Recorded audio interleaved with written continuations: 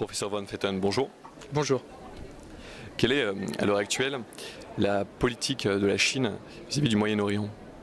La politique de la Chine vis-à-vis du Moyen-Orient est un peu nouvelle depuis le National People's Congress de mars de cette année, où la Chine voudrait participer en tant qu'observateur et ensuite en tant éventuellement d'acteur avec les États-Unis dans le processus de paix au Moyen-Orient. C'est pourquoi il y a 2 mois, il y a eu une première rencontre entre M. Abbas et M. Xi Jinping, puis entre M. Netanyahu et M. Xi Jinping, pratiquement dans la même semaine, bien que les 2 leaders palestiniens et israéliens ne soient pas rencontrés en même temps.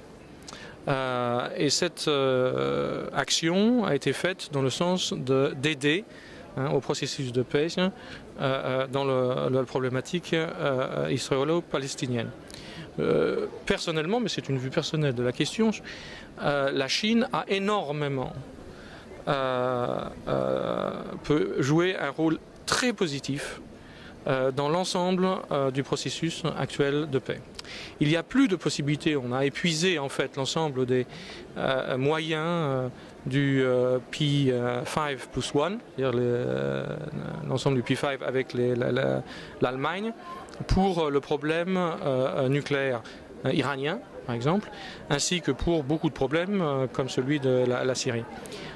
Donc il est important d'impliquer cette nouvelle nation émergente dans le processus de paix. Mais bien sûr, cette implication doit se faire en cohésion et en coopération avec les États-Unis. Donc ça ne sera que dans ce sens que la Chine pourra éventuellement participer à ce processus de paix dans l'ensemble du Moyen-Orient, donc pas simplement que dans je le répète, un processus de paix entre Israël et la Palestine, mais aussi entre Israël et l'Iran. Comment se faire rencontrer les 2 sphères occidentales et orientales? Voilà. Donc ça c'était un exemple, par exemple, d'éléments éventuellement positifs d'une rencontre entre les États-Unis et la Chine, donc d'une coopération entre les États-Unis et la Chine, et une preuve que le monde multipolaire peut effectivement marcher. Évidemment, c'est un élément un peu idéaliste, en quelque sorte, parce qu'il y a aussi beaucoup de problèmes entre l'Est et l'Ouest. Il y a beaucoup de problèmes au niveau économique quand vous avez des négociations entre des sociétés qui sont chinoises, des sociétés américaines ou des sociétés anglaises ou européennes, où les négociations sont très longues et souvent n'aboutissent pas. Mais il y a la possibilité maintenant d'échanges très importants entre les étudiants comme vous dans cette université qui vont en Chine, ou les Chinois qui viennent en France, en Europe de façon générale, mais aussi aux États-Unis pour étudier et ensuite revenir dans leur pays, participer avec le gouvernement à ces négociations économiques et aussi diplomatiques et gouvernementales. Donc le gros problème fondamental, c'est que la structure de logique de ces deux parties du monde est fondamentalement différente. En Asie, on a une structure qui est, disons, on part par l'Europe. En Europe, ou dans la société judéo-chrétienne, on a une logique binaire qui est A plus A étoile égale 0. C'est-à-dire que l'opposition à une proposition élimine cette proposition. C'est A plus A étoile égale 0. Tandis que dans la structure orientale, A plus A étoile égale 2A. C'est-à-dire que c'est la coopération, c'est la symbiose, c'est l'harmonie entre les contraires qui fait la puissance, qui fait effectivement la possibilité d'une harmonie.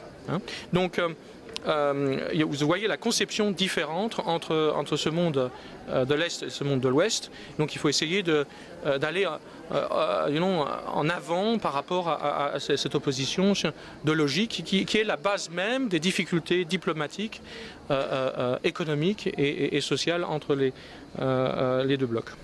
Vous avez été conseiller pendant 4 ans au comité central. Quel rapport entretenez-vous avec ce statut privilégié?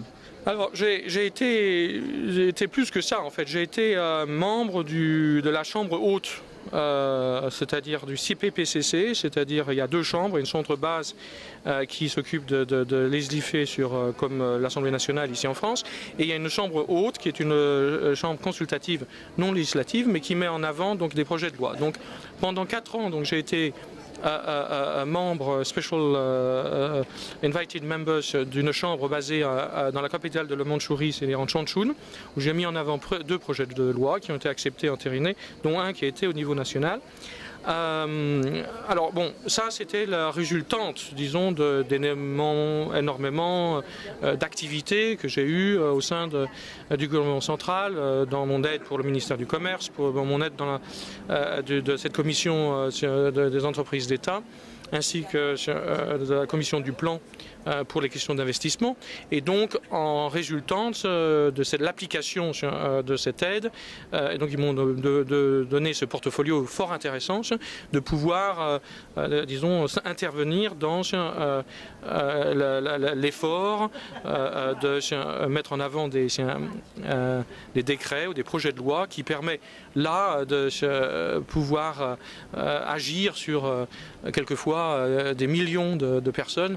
Donc c'est autrement, je pense, plus intéressant que dans nos pays un peu plus déjà développés où il est plus possible, disons, d'avoir une action aussi importante, quoi. Monsieur le professeur, merci. Je vous en prie. Merci.